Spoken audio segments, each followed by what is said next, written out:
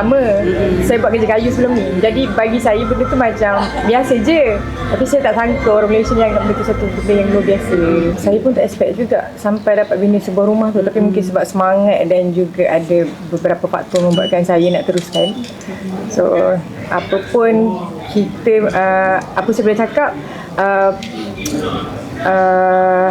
disiplin, apa-apa pun dalam kehidupan kena usaha.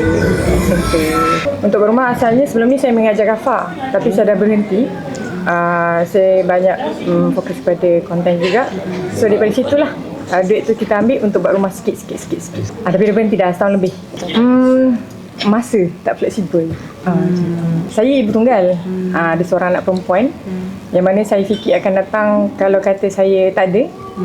Saya nak anak saya ada satu tempat untuk dia duduk. Walaupun kita tahu ada mak ayah family, tapi ni untuk anak lah khas. So saya dedikasikan rumah tu memang untuk dia. Umur dia berapa? Sekarang 12. Asalnya start pada Ogos 2021. Tapi saya sempat buat dalam 2 minggu saja. Lepas tu saya sakit, setahun saya berhenti. Sekarang pun masih lagi follow up dengan hospital juga. Dan saya sambung semula Ogos 2022. Sampailah last hujung tahun lepas. So perjalanan rumah tu dalam masa 3 tahun lah.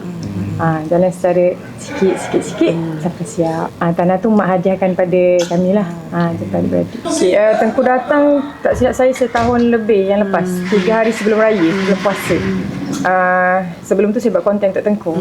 Jadi invite Tengku datang, tapi tak sangka Tengku notice kan. Memang ingat sampai sekarang lah momen dia datang, sebab kita tak sangka kan, kerabat dia raja sanggup nak mencemaduli jumpa kita. Benda tu saya masih ingat sampai hari ni. Terima kasih pada Tengku Hasanah antara yang menyumbang. Waktu pesan tu dia kata dia nak bantu siapkan je. Itu je dia kata. Macam tu.